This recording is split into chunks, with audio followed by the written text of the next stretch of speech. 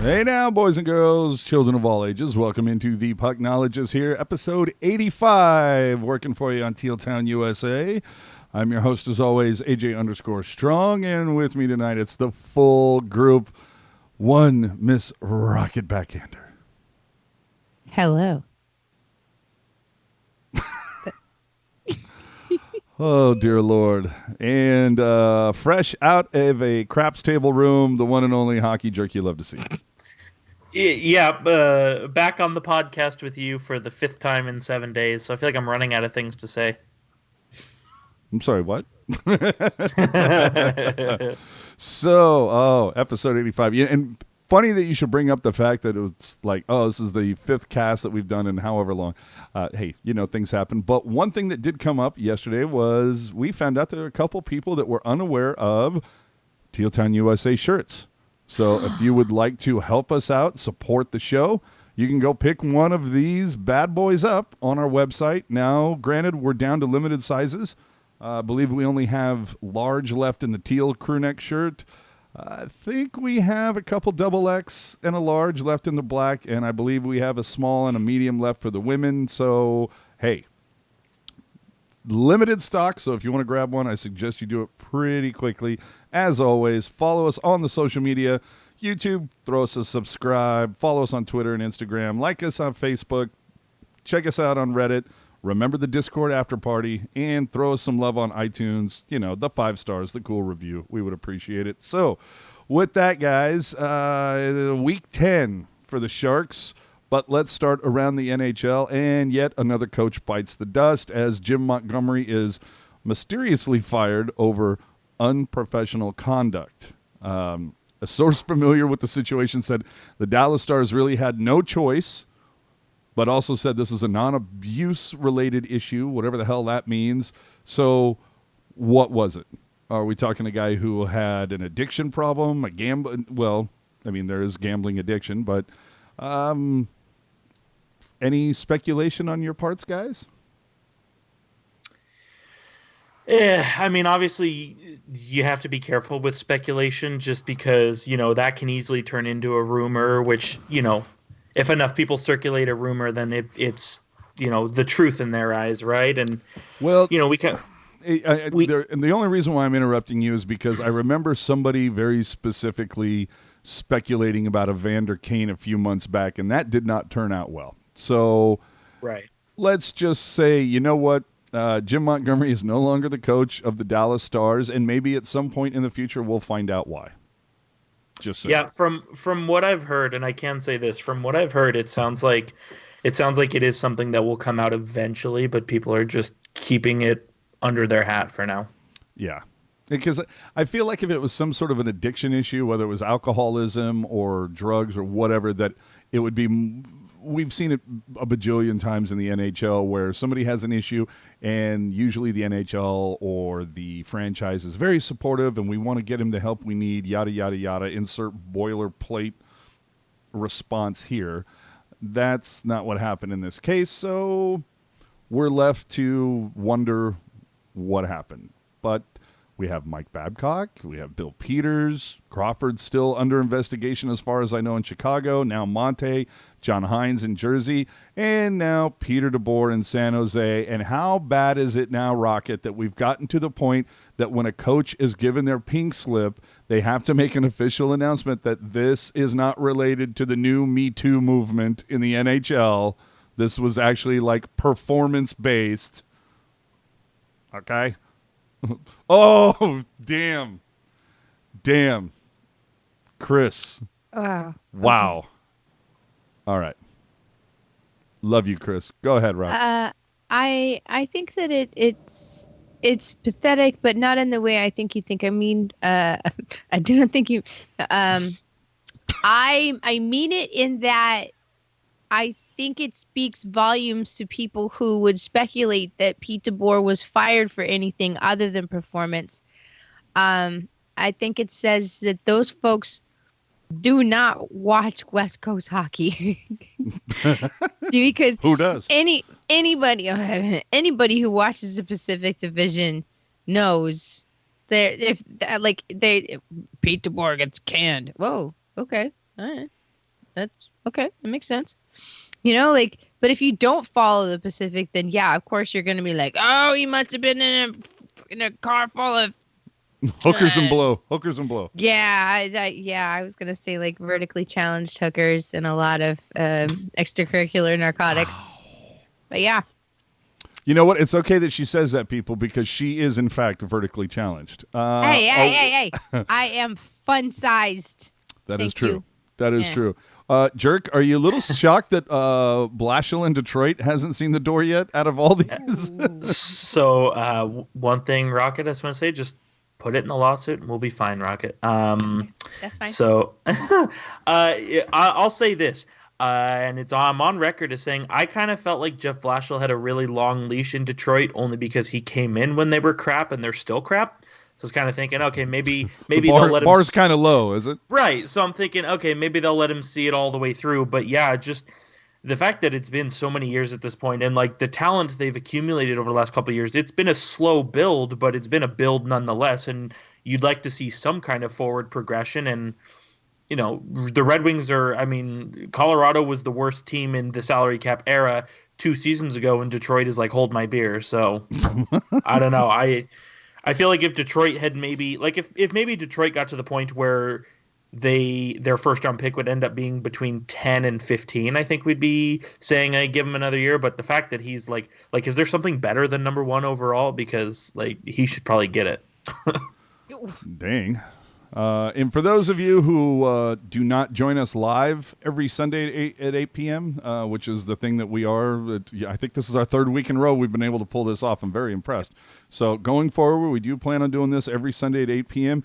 For those of you who listen on delay, whether it's on YouTube or any of your podcast catchers, SoundCloud, iTunes, whatever, I'm just letting you know right now, in the moment, you're missing out on some great commentary in the chat, particularly from Chris S. So let's get to week 10 of the Sharks. 3 games. The Sharks go 1-2. Nashville, the Rangers, and the Canucks. At Nashville, well, let's just throw out what happened. Jones starts after being pulled in 2 of his last 3 starts. Dylan gets paired with Burns in this one. A 3-1 Sharks loss ends up in a comedy of errors. The officials miss a high stick on Couture because they were too busy calling Goodrow for slashing in one of the weakest calls I've ever seen. Then later, Marcus Sorensen would trip over Jumbo's skate and get called for diving. When you trip over your own players, okay, sure. At the end of the second, the wheels fall off as Evander Kane takes all comers. And to top off this absolute comedy, we get refs with open mics just dropping F-bombs all up in here, and Randy Hahn and Jamie Baker dealing with it and yet also kind of mocking it in a great fashion. And this is the game that afterwards, evidently, Doug Wilson decided on the plane that he was done with Peter DeBoer. So I'm trying to decide where we're gonna start this. I guess let's talk about the Nashville game. Was that enough for you? Like at that point, we're talking. What was that? That was the 1, 2, 3, 4, 5th straight loss. Rocket. I mean, were you thinking like, okay, it's obviously with the cap and everything like that, you can't make a change on the roster for the most part unless you finagle some sort of incredible trade. Do you think DeBoer is just like, okay, well, here's an easy scapegoat? I'll tell you, it was unexpected, especially because, my first year as a Sharks fan was 2014, 2015. And we all remember how that went. And, if Todd were going to get fired, that would have been the time to do it. But they didn't do it that whole season. So it's because John Scott was protecting him. But go ahead. I know. Him and Raffi Torres both. But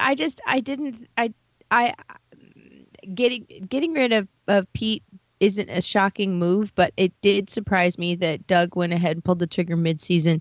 I think maybe that he learned from holding on to Todd a little bit too long to know that, there's nothing wrong with getting rid of a coach in the middle of making a coaching change mid-season.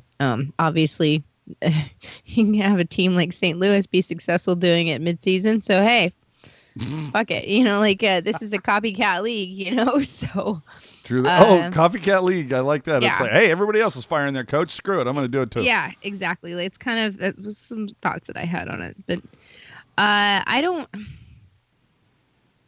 Yeah, man. Like, what do you do? Like, this is the second season in a row where everybody's been like, quote unquote, on paper, this team should be a lot more talented than what it is, quote unquote, on paper. So if your personnel has talent out the wazoo and your coaching staff can't seem to juice it out of them, then yeah, man, you need new equipment. You need a new coaching staff. Mm-hmm. And they might not be like an inept coaching staff. They're just not the right equipment for the ingredients that you need to juice. Well, Rob saying, I feel like this firing came from Hasso Plattner. No, because Pete DeBoer isn't a broadcaster. So, Hockey Jerk, what's your do you think it's a scapegoat for bad goaltending, bad defense? Was a change actually needed? So I or said I should at the say time, a change behind the bench. Let me clarify. yeah, no, I got you. I said at the time, and I'll say it again, but I think this surprised me in the sense that I was like, oh my God, they actually fired him. But I was also not really surprised when you consider not so much how the team was doing. I mean, yes, they're out of a playoff spot, but they're still right in the thick of the things. I think the reason why DeBoer and staff lost their job, and AJ, we talked about this with Ian, is the either inability or the lack of desire to make a change or try something new when the status quo wasn't working out. And we saw that time and time again where something's not working and it's like, well, let's just keep going to it, and then everything falls off the wagon there. And like Rocket talked about back in 14-15, different coach but same kind of thing. It's let's keep doing what's broken and then wonder why it's not working. So I think the main, I guess, factor for this coach being fired obviously is the power play is a disaster. The fundamentals of goaltending is a disaster. Maybe the way the structure of the defense as a whole, and when I say defense, I mean forwards and defensemen who are playing behind the red line. I think everything was just not working the way it should have been or could have been, and DeBoer had an inability to make a change and see if something could be different because, well, we did this once and it worked. And now we've seen Bob Bugner come in and just about everything is different. And maybe it hasn't worked yet, but at least it's different. Well, I like Chris. When Jones' fundamentals are bad and getting worse, that's at least in part on the coaches. So you know what? I like that point because now it makes me think like, you know what? Our goalies suck. Maybe let's put that on Hedberg. Our power play sucks. Let's put that on Spot. Finally. This aspect of the game sucks. Let's put that on Dave Barr. Who brought all these people in? Oh, DeBoer. Yeah, let's get rid of him too. Let's just can the lot of them and start over. And this is something that I think has kind of been, I don't want to say hinted at, maybe alluded to, whatever. The fact that they essentially brought up the entire bench staff from the Barracuda in Mike Ricci, Evgeny Nabokov, and Roy Sommer. I mean, Roy Sommer, he, I believed, was an assistant for a hot minute back during like the Al Sims era or something. We're talking mid-90s Sharks. And it's like, dude, if it took you like damn near 30 years to get back, I mean, dude, like, okay, if you're an AHL guy, so be it. But the funny thing that some people alluded to was like, do you think that they just handed the reins to Bugner, since obviously he's familiar with the Sharks after being here in 15, 16, 16, 17 before leaving to take the duties over at Florida, and bringing up Ricci and Nabby simply because in this Me Too era of hockey that we're in right now, these are guys that Doug Wilson already had complete faith in and were vetted, essentially. You didn't have to worry about, like, is there some photo of Ricci in a Colorado hotel room doing something he shouldn't be doing back in 1996. You know what I mean? Just saying. I don't know. Maybe was that an easy call versus going out and making, or is just this the easy move for right now until Wilson can do something else? Because remember, Bugner does have the interim title. Right, and I do think you bring up a fair point. Notwithstanding the obvious drama that's going on with coaches throughout the league at this point in time, but like you said, it's a staff that he's obviously very familiar with, and you think too. I mean, the Sharks are fortunate that Bob Bugner was on the bench because vetting coaches, even assistant coaches, and interviewing and finding the right candidate, like that's something that you do over the summer. Like you don't have the luxury of time to do over the season. And so I think the Sharks were fortunate enough that they had three very capable guys who were all kind of waiting in the wings to sort of slide in. And then I think, too, it can't be stated enough that obviously Roy Sommer and to a lesser extent Nabokov and even Mike Ricci, really everybody outside of Bob Bugner, they have a familiarity with the guys who are on the Barracuda, even the guys who aren't there anymore but were there. I mean, if you go back a couple of years, Meyer, Sorensen, and LeBanc were huge fixtures of that 16-17 team that went to the Western Conference Final. Roy Sommer was there, Ricci was there, Nabokov was there. I know Nabokov handles goalies, but it doesn't mean he doesn't know how to watch hockey, right? So I think they're trying to give the keys to these guys. Why not have them be coached by somebody who probably knows them best? Hey, now, that's another thing that we may see a little bit more from the youth since Sommer and Nabokov and Ricci are so much more familiar with them. Remains to be seen, but let's move on. I should say then we obviously after the Nashville game, we get the press conference. It's announced that the next day that I guess Wilson had made the decision on the flight back, went over to DeBoer's house that night and basically said your services are no longer required. And the great thing was during the press conference, Wilson, for me, there was two things that stood out. There was the use of the word energy a bajillion times. And we're going to get to that in a little while, by the way. And holy crap, are we going to get to that word and what it means? But Wilson also said, well, we're not playing the blame game with this decision. You kind of are. If someone gets the boot, you're basically saying this is your fault to a certain extent. I don't know. I just had fun with it. Anyway, so Bob Bugner and crew take over, and we get the first game versus the New York Rangers. We got new coaches, yet the same result in a 6-3 rout. Zibanejad scores twice. Panarin gets a hat trick, including an empty netter, as the Sharks fall apart in the third. Holy crap. Tough to defend Jones in this one after he let in 3. And remember, I said empty net. So 3 of the 5 that he let in should have been saved. These were taken, a Zibanejad and Panarin shot. Those are taken from impossible angles. Hug that post. Enjoy it. Touch it like you know it. But the thing is, Jones did not stop this team from putting up only 18 shots on goal.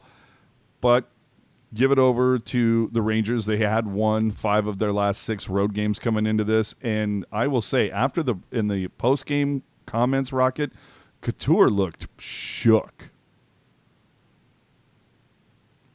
Like, I mean, when you're a captain of this nightmare, and it's your first year, Captain, it's woof. Yeah, but it's not his first year giving post-game interviews. It's not even it's not even his first year giving post-game interviews on a bad squad. So this is not in context. It's a little different, but not much. You make a good point there, because there's a lot of people that wanted, based on the post-game interviews that Couture gave last season, we're all saying give him the C because he's the only honest one on this team. Mm-hmm. Yeah. So, like, if he's quote unquote shook, I mean, yeah, then he's probably expressing a bit more frustration than anybody would like to see coming from the captain of any squad with any potential dreams and hopes, aspirations for postseason. I think that, like, they got rid of one thing and they were hoping that it would fix everything, and it didn't. But at the same time, I think that defensively they were able to be a bit more creative on the ice and clogged up the shooting lanes a lot more. So a lot of problems that they maybe possibly had it's like, they started narrowing them down to, okay, well, that's not that. It's not that. To the point where, obviously it was Jones in that one, which is, I mean, like, yeah, it sucked, but at the same time, it was great because Boogie was like, okay, so Dell's going to start the next one. That was shit. So obviously, like the problem had been identified, So, yeah, okay, problem. A major piece of the problem has been identified. Now, why did it take Bob Bugner 2 games to recognize that, and Pete DeBoer, how many seasons was it to still not figure out that Jones was a massive piece of the problem? But whatever, now that G.I. Joe says knowing is half the battle, we go forward. Well, and I will say that the thing that I did find kind of comical about DeBoer being shown the door is every time a coach signs a deal with a team, it's always, terms and cash not disclosed. We're not telling you how long it is. We're not telling you how much money he's getting. That's just the way that it is. And it's okay, fine, sure. And then immediately, what happens? Like within seconds after him being fired, it was like he had one more year on a 2-year deal for $3 million per. Like all the details come out as soon as he's given his pink slip. I just got a huge kick out of that. Thought it was funny, and it just makes you like, okay, really? Was it that big of a deal? But to top off this game, and again, it's something we'll get into a little bit later. Hans' goal call when Dylan scored. Yowza. We'll get to that. So, after the New York game, the Sharks would host Vancouver, pick up a 4-2 win. The first, obviously, for Bugner. Vlasic's 1,000th NHL game. The first defenseman to do that for the Sharks. I still saw a lot of soft penalties and defensive lapses in this one, Jerk. I don't know about you, but especially during that second period when they have the long change. Yeah, so I want to say really quick, Vlasic was the first Shark to play Sharks defenseman to play 1,000 games as a Shark. Because Burns and Hannon both played their 1,000th game, and Brad Stewart played their 1,000th game with the Sharks. Just want to make sure everybody's informed. Yeah. And I would imagine Dan Boyle had to have hit 1,000 games. Didn't he? Probably. Yeah. Probably. Yeah. We don't want any. You say won a cup in 2004 with Tampa, and then So anyway, go ahead. We get what you're saying. But so I thought just to back up real quick, I thought the Rangers game, the first half of that game, I thought everything looked like it was going really well. The Sharks looked like they had more jump in their game. It looked like, they got the message like, look, we're a better team. We need to start playing like it. We can't just, slap dick for 2/3 of the season and then figure it out. Hashtag technical term. Right. So I liked that. But then coming into the Vancouver game, I thought the things they did well, they continued to do well. And the things that they didn't do so well, like playing better after the second period ended, I thought they did better in that respect. To your point, there were a few little sus giveaways. I know Erik Karlsson had a couple giveaways. I think Barclay Goodrow had a few as well. So obviously not doing any favors there, but like Rocket said, the creativity of the defense to sort of facilitate some things on the other side of the ice. I thought we saw that a lot, especially with Tim Heed as well. I think ever since DeBoer's left, Tim Heed has been like a new man. So that's obviously exciting to see. But just the Sharks, when things do go awry for the Sharks under the Bob Bugner era, as short as it's been, it looks to me like they have more of a solution for when things go awry. You know what I mean? Where it's like so we saw in the third period, Karlsson's trying to go D to Vlasic, and Vlasic's not ready for it. It's a turnover. You go the next time the puck's in the defensive zone, Karlsson picks it up, brings it around the net, and then that's when he throws it up to Kane for that goal by Timo Meier. So it looks like the Sharks, when they do make a mistake, they have a solution to prevent it from happening again. So I've obviously liked that. And then I was really happy to see Dell dialed in, just because he's shown flashes of being a really good goalie. I mean, it wasn't that long ago that people were saying he might be the best backup in the NHL, and things change obviously quickly. But I was kind of shocked to see Bugner just make the statement right then and there, 3 days out from the next game, like, yeah, we're going with Dell again. I thought that was huge. Like, dude, Chris said big stick right now. I was gonna say Chris said big stick energy. I think that's what that is. Legit, yeah. Dude, no, the fact that like immediately after the first game, Bugner was just like, yeah, Dell's starting. And then after Vancouver, he's like, yeah, Dell's earned it. I mean, really just calling it out, because we would see PDB kind of beat around the bush with those questions. But I do have to ask, who do you think was more excited about this coaching change, Ian Reed or Anita Heed? Just saying. Just saying. Yeah, right. So anyway, the Sharks pick up their first victory under Bob Bugner, trying to get things back on the right track here. 5 more at home to finish December before spending New Year's in Detroit. I still think we need to talk about this. Power play for a hot second right now, 1 for their last 32, and on pace to have the worst power play in franchise history, which is saying something when you go and look at the record of the 92-93 San Jose Sharks. So the new coaching staff has their work cut out for them. I think that's it. And I don't even think at this point they give a damn about power play. I think it's about being defensively sound, knocking off the neutral zone, and specifically the defensive turnovers. You mentioned it earlier, Jerk. Erik Karlsson, these last couple of games, while he has been the best Shark over the last month and a half, he's had some atrocious giveaways. Just putting it across the slot, like not making it. I want to say this is my thing sometimes with Erik Karlsson, and tell me I'm wrong. I'm fine with that. But you're wrong. Yeah. So many times it seems like he goes for the, like, oh my God, what a pass, than making the safe play when it needs to be the safe play. That's probably a fair point. I mean, I know there's one instance in particular, I believe it was the game against the Canucks, where it was either a power play or just a normal 5v5 like zone time, where Karlsson like whipped a puck over to Thornton and it like hit the boards and bounced back to Karlsson. And I'm like, all right, why don't we pull back on the zip we put on that pass? Oh, he's all about the smoke passes, dude. Yeah, which I mean is fine, because the Sharks should theoretically have smart enough defensively players who can make up for that. I do want to dispute one thing you said. You said Karlsson, it's been an adventure for him the last couple games. I'm going to disagree with you. I think it's only been an adventure for him the last game. I thought he played very well against the Rangers and the Predators as well, despite those being losses. All right. And that's fine. Again, to quote the great Ian Reed, I'm not here to change people's minds. I'm not here to persuade you. I'm just here to offer my opinion. There we go. Now, it is, to quote Hockey Jerk, the 15th day of December in the year 2019 of our Lord, and Radil is no longer on this team. It's Jerk has been waiting for this. However, Lukas Radil did score a goal earlier this evening. Well, and I do feel bad for the guy, because when they waived him, it came out that he's been like dealing with some back issues, right? And so, like all season. So like you feel bad for the guy, but at the same time it's like this was a long time coming. Yeah. I don't know what you just did, Rocket. Please don't do it again.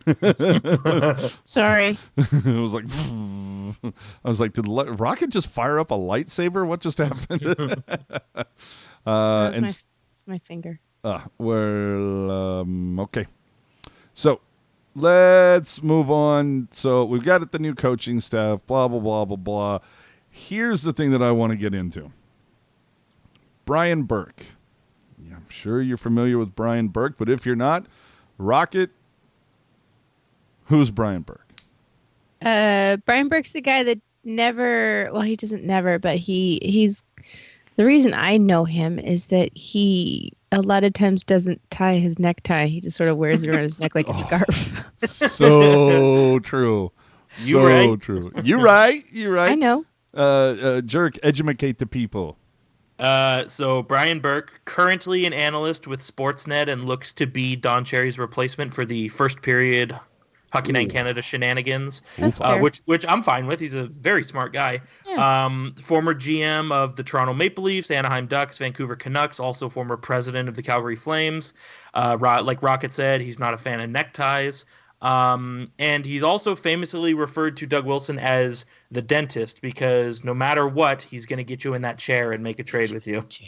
Damn right. I will Yeah, say, very smart guy. NHL guys have some of the best analogies, and if this winning streak continues for the Sharks, well, winning streak, they won one goddamn game, but if it continues, I expect One the guys is better to, than zero. yeah, but I expect them to start like the entire team to start showing up in bolo ties. But I digress.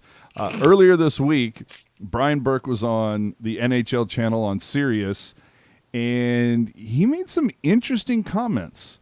And the crux of his comments was, and what's funny is you take to what he said and you mirror it with what Doug Wilson mentioned in his press conference, and it kind of makes you wonder a little bit. Now, I'm not trying to speculate. Again, we all saw what kind of trouble you can get into when you do that, but between Burke's comments and Wilson's comments, they painted an interesting picture. And what Brian Burke said was, he had heard from this is not like Brian Burke does not know people. He had heard that there were some people in the Sharks room. There are some players that maybe kind of resent the deal that Erik Karlsson got. And now let me explain what I mean. We know that Couture took a bridge deal at one point. We're fully aware. Hurdle took a bridge deal. Vlasic was underpaid for quite some time. There are guys who have Pavelski. There are guys that made sacrifices financially to commit to the Sharks. And what happens? Some outsider, some guy who hasn't paid dues with this team, comes in and gets everything he asked for. Highest paid player on the team, highest paid defenseman in the league. And Brian Burke said that from the people he's talked to, that hasn't really sat that well in the room. Part of that also being that in order for this guy to get all the gold, you had to let your captain walk.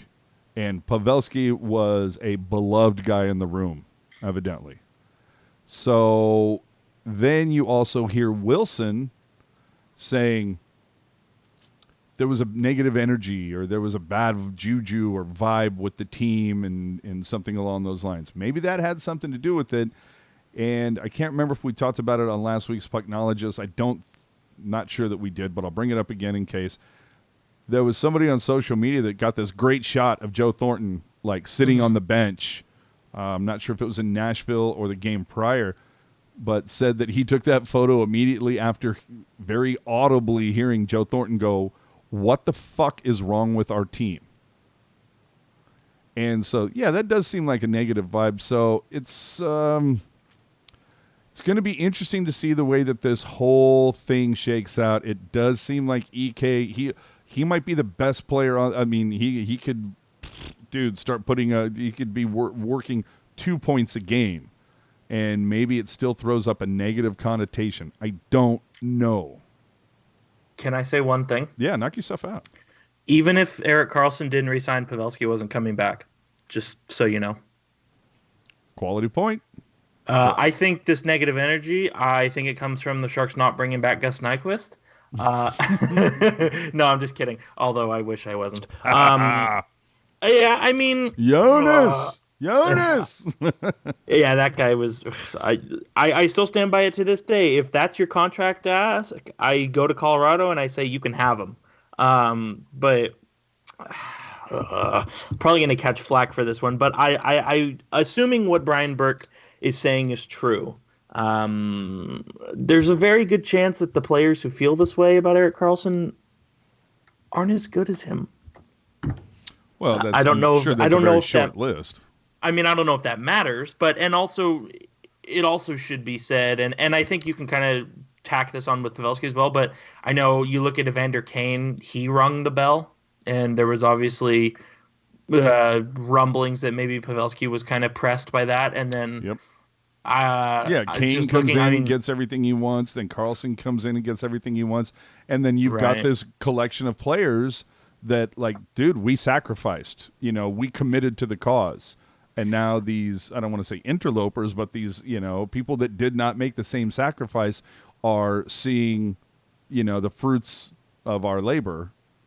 Well, I think It's tough because I know you mentioned that Hurdle made a sacrifice. I think with Hurdle, I think the Sharks just got fortunate that he didn't have a great year when he needed a new contract, and now he's a beast, right? And it's a premium dollar there for him, right? And I And think can we all hope that the same thing happens with LeBanc? right, and I think I think with Vlasic on his previous deal, and I think with Brendan Dillon on his current deal, Doug Wilson is like, look, you're up for a contract, but honestly, you didn't really impress us all that much, so we're going to give you this. And then they sign, and then all of a sudden they jump into the forefront. And I know Rocket and I had this conversation once upon a time where we were talking about how if Doug Wilson was smart, he would try and get Shimmick signed to a new contract like before he's healthy. That way you can get him to a low dollar. But if Shimmick comes back from this current procedure he had and he's like defense guru and like gets Burns dialed in, then watch out. Chris says you don't take a hometown discount unless you understand that means that you'll watch others get more. That's a solid point. However, I don't think it discounts the fact that you might also be a little upset when somebody does come in and does get more who didn't make the same sacrifice. That's all I'm saying. Either way. I don't think that they have that kind of emotional stigma attached to it. These are, after all, professional grown-ass men. These are not 19-year-old girls who are working for minimum wage tips at some chintzy-ass Indian casino, okay? Like, they have a business ethic about them, and I don't think that they take these things personally. They're business decisions. I don't think that they take a hometown haircut and then get all like emotionally involved when they see other people and their business dealings. You understand what I'm saying? Like, I think you're putting way too much emotion into it. I think it's just a transaction. It is what it is. Okay. I'm just putting out what Burke said. I think Burke is full of shit, and I think he's stirring the pot. Is what I think. He's not a pot stirrer, though. Is he a pot smoker? It is legal in Canada. That's slightly different. Oh, hey. Well, hold on, real quick. I do know. I don't want to say I know this for a fact because I'm not a player, but I don't know it for a fact. I just know that it's true. Yes, let's go with that. I'm certain, and even the three of us, like, I'm certain, like, if I'm Logan Couture and Meyer comes up to me and he's like, hey buddy, I got $6 million a year. Couture's gonna be like, fucking A, man, let's go tear it up. You know what I mean? Yep. So like I imagine you're happy for your boys to get some dough. And thing is too, in a very weird in a very weird convoluted way, other players getting more money is good for the league as a whole because then you get more kickback from any leftover escrow that's not used. Yeah. AO making a quality point here. I thought they wanted to take a hometown discount in exchange for a chance at bringing people in to win the cup. Mm-hmm. Bada bang. Yeah, I get that. But again, it goes back to what I'm saying, at least in not what I'm saying, what Brian Burke was alluding to was sure. that bottom line is, dude who's coming in that's making all the cash didn't make the same sacrifices as other guys, and in order to bring that guy in, you had to let your captain walk. Like, maybe it's different if there was a way to keep Pavelski as well as sign Carlson, but anyway, we'll never know. What are you going to do? And it's a fair point to bring up as well. I mean, anything that involves the Sharks of that magnitude, it's a fair point to bring up. Yes. So let's move on to a couple more before we get out of here. NHL All-Star fan voting. Stop. Just stop already. God, you guys piss me off with this crap. Stop with the multiple votes. It's like, so from the time, from like whatever it is, I don't know what, like November 1st through like, the New Year's or whatever, 2 goddamn months, you can vote every day. 10 times a day. You can open multiple accounts. Just stop this artificially inflating the numbers, you disingenuous douche nozzles. That's the only reason why you're doing that is so you can sit there and go, well, after tabulating the votes, we had over 500 billion people vote on Connor McDavid to be the captain. F you. Seriously, stop with this artificial. One person, one vote. That's it. Now, if I'm you want to just- take the time to open up a bajillion accounts because you got way too much goddamn time on your hands, fine. So be it. But no, one account, one vote, that's it. Stop artificially inflating the numbers. We all can just look at the ratings and see that the NHL falls, beneath, I don't know, women's cricket on any given day in the city of, bumfuck Montana. Just stop. I'm just glad that they allow or basically force you to make a choice from a finite list. You know what I mean? Oh, yeah, of course it's got to be a finite list now because we all remember Halo, John Scott. Now, Yeah. if they kept the deal, if they kept that option where it's like you could do anybody or keep voting, like if we could have another John Scott kerfuffle again, then I'm fine. Give everybody 100 votes a day for all I care. Because, dude, Dalton Prout is going to be our all-star. Yeah, if he's healthy. Yeah. Oh, no, I don't give a shit if he's healthy. Put him. Who cares? You know what? If he had any heart, he'd go right out there with the IV in his arm. You know. Oh my Yeah. God! Wow. Okay. That's right. You guys are terrible. If you had. And demonetized. Oh, hey, now we got to stop that. By the way, we did get dinged Got last this. night. So anyway, we're not bashing hockey. We all hate hockey. Yes, that's why we Yeah. talk about it every goddamn day. Look, no, it's just silly to be able to have people vote multiple times. It's lame as hell. Anyway, it wouldn't be a week in hockey without the Fanatics screwing something up. So here you go. A couple people this week, and I love this, that the fact that my hatred for Fanatics is growing to the point where people are now straight up tweeting me stuff directly saying, here's how they screwed this up, and here's how they screwed that up. This is going to become a weekly segment on this show, people.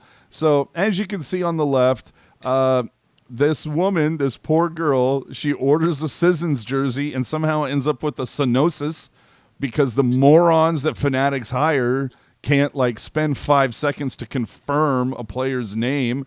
And in fact, I guarantee you, the paperwork they got to print this jersey up, it was all spelled correctly, and they just screwed up, or they just grabbed a nameplate upside, a pre-done nameplate, just grabbed it and said, and when they looked at it backwards, they said, "Oh, cyanosis. Oh, okay, cool." And just all the letters looked right, so that must be the way that are you serious? Are you serious? And then after that, as you can see in here, at Becker Rink, am I reading that? Becker Inc. Sure. Sure. Of course. I mentioned a thing about after 3 wears a Fanatics jersey would fall apart, and Homeboy said, "No, dude. How about 0 wears? This is how it came to me shipped." And the nameplate is already peeled off because these idiots don't stitch; they heat press. And they can't even heat press it correctly. You know how hard it is to screw up a heat press, people? I mean, really. Well, and I would like to say something funny too. So, as you said, that poor girl who got the Snossus jersey. If you, There's at least 3 of them in existence, so that's the what thing. I'm saying. If you look at the replies on that tweet, there's at least one other person who was like, "Oh my God, you got it too." So, And then somebody So- else said, "I got the original. I got him to sign it." And somebody else Yeah. said, Oh my it's- God. Yeah, and somebody else said it's decided. Colton needs to change his name to Snosis. Yeah. And so MVP of the All-Star game. Yeah. And so you said, what did you say? You said they probably just haphazardly grabbed a nameplate and threw on there. No, I think they went to the box with Citizens jerseys, opened it, was like, "Oh, Citizens, cool," and just pulled it out, and it was like, "Yep, we got it," and just sent they it. Oh didn't God, notice which direction it was. Hot Wheels with throwback DH gate from China. Yikes. Dude. See, this is what I'm saying, though. I'm just going to continue to say this as long as these idiots are still doing business. I was watching a football game earlier today and saw a commercial, go shopnfl.com or whatever, a Fanatics experience. And I was just like, oh, hell to the no. And it's going to, I'm dying to know, what is it going to take for these teams to realize that Fanatics is just ruining their brands? I don't know. Don't know what it is. And yeah, it's so funny. I posted earlier this week that I picked up a really cool, not unlike the shirt that I'm wearing, but I picked up a cool flannel hoodie that, you know, it had the similar design to what I'm wearing with the Sharks logo, and quarter zip hoodie. Rocket knows I'm all about the Q zip. And the whole thing, that it was such an awesome looking quarter zip hoodie. I guarantee you though, if that had a Fanatics logo anywhere on it, I would have been like, God damn, that is so good looking. It's a shame I can't buy it, because I will not support this company whatsoever. And I know that I'm not the only one. You can look on Reddit. You can look on tons of social media. More and more people are getting fed up with Fanatics. The word is spreading. I was reading Reddit earlier today that someone was asking about breakaway jerseys. And like the litany of comments underneath it, like, no, it's going to fall apart. It's going to be a piece of crap. Spend the extra 40 or 50 bucks or whatever and get an Adidas one, because that is legit and you'll wear that for the next decade. Where if you get this piece of crap, it's going to fall apart in 3 games. There were people talking about that bought a breakaway jersey, threads with inside of like one dry cleaning, or one threads were already coming off. The logos were like, you know, bending, and it's just such a nightmare. You know what? Or just go to a Chinese knockoff site. Do yourself a favor. It's probably better quality. I mean, like if you have to take, you know, like if you don't want to spend the money for an Adidas, and I get that, then just go to DHgate or whatever jerks. It's just insane. Or go to OfferUp or eBay. Get an old Reebok one.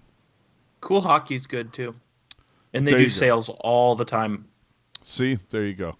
So finally, and of course, this wouldn't be the Pucknologist if we didn't go longer than I was expecting. Finally, let me just ask a question. Can we have Randy Hahn and Jamie Baker do all the games from now on? Over the last week or so, we've had Randy Hahn talking about not blocking shots, but he did awkwardly bump into a bar stool once, and Jamie Baker saying, don't underestimate yourself on that.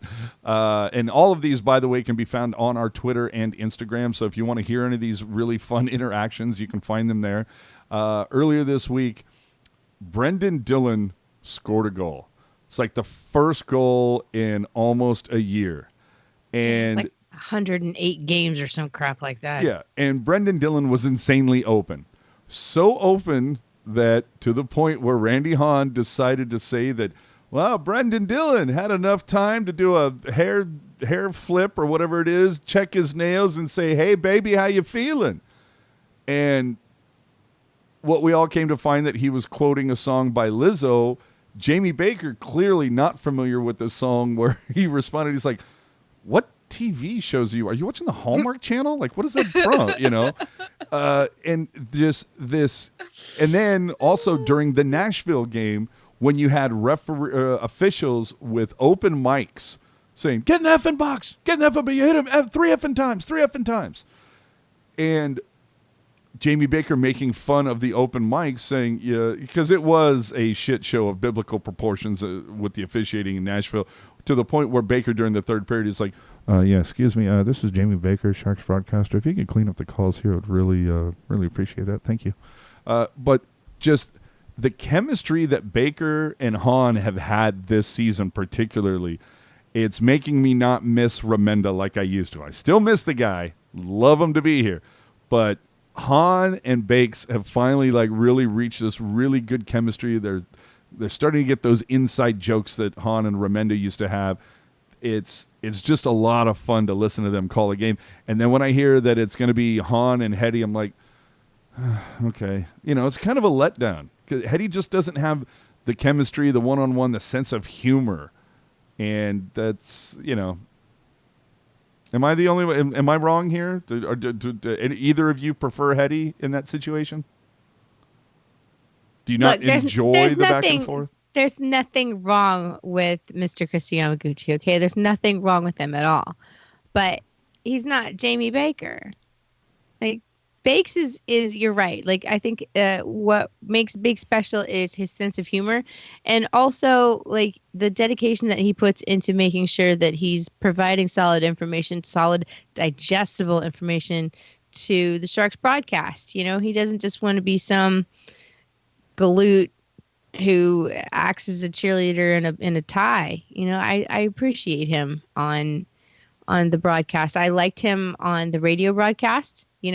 But I did miss him on air, and having him back on air is great. God, and he really does, just him and Randy together, especially when you get drunk Randy going. Okay. Well, let's talk about it for a second. Let's play it. I've never blocked a shot, but I awkwardly bumped into a bar stool once. Once? Don't underestimate yourself. I mean, listen to the humor, the fun that they're clearly having together. I don't hear that when Hetty's on the call, but anyway, whatever. So I think that's probably about it. Couple of things for you before we get out of here. Of course, it would not be a Pucknologist unless we make fun of Brody. So here you go. Tries to go for it. Not a hockey guy. See you later. Gotta go. Good looking at. Why don't you go play with your fancy toys like you're playing, Brody? Go play with your plane. All right. So once again, it came to our attention earlier that some of you were not aware that we still have a few shirts left. So you can find those Tealtown USA. Hit the link swag shop. You can go pick up. We got a couple left, and there you go. That would be awesome. Awesome possum. Follow us on the social. Do us a favor. If you're watching right now, hit that subscribe button if you haven't already. Follow us on Twitter and Instagram. Like us on Facebook. Check us out on Reddit. Join us after each and every show on the Discord to do our little virtual green room thing. It's kind of cool. And I think that will probably wrap things up here for Week 10, Episode 85, Pucknologists and Sharks Hockey. So, Hockey Jerk, where can the people find you on the social media as you give your final thought for the week? Final thought, I think the team is turning around, hopefully in the right direction. I think Bugner's poised to do a lot of good things, and I think so far he's done the right things. So we'll see what happens. If you agree with my take, or if you disagree, really, I'll take either at this point. You can follow me on Twitter. Bless you. You can follow me on Twitter and nowhere else. Well, Discord at hockey_jerk. If you want to send me an email, you can do that. It's hockeyjerk10@gmail.com. Hashtag free heat, and Eric Carlson is great. Back to you. All right, I'm dying to see if Rocket can get through this. Go ahead, babe. Man, I started to have the hiccups there, and I was starting to panic a little bit. Hopefully they simmer down for Simmer like down the next. now. Yeah, for the next 90 seconds. Just work with me here.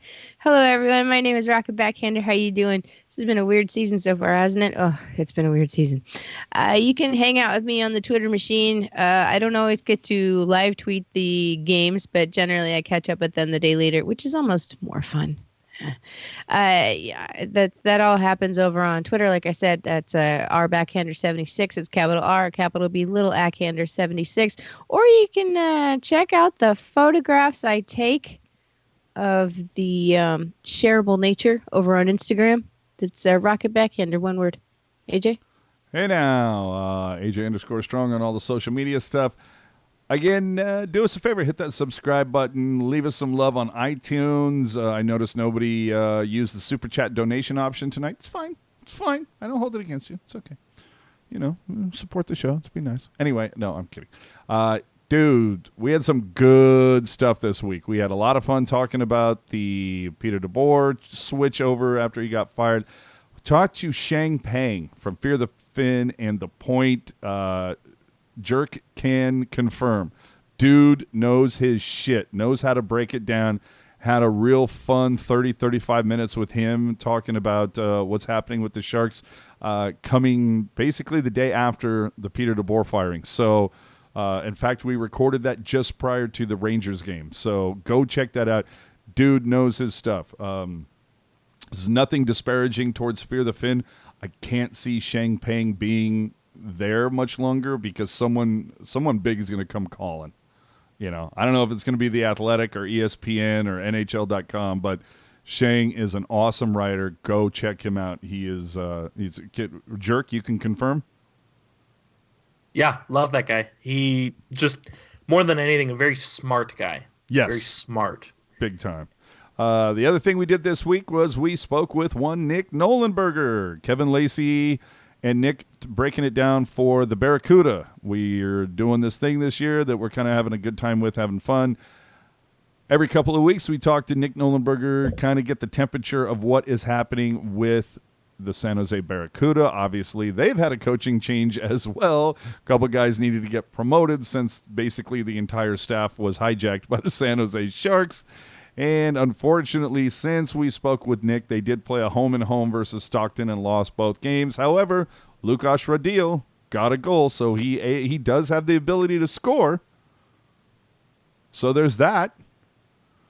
We'll see what happens coming up in the next few games. There's a lot of guys going back and forth on the Worcester. Well, not the Worcester, I guess, anymore. The CUDA, the locker room shuttle.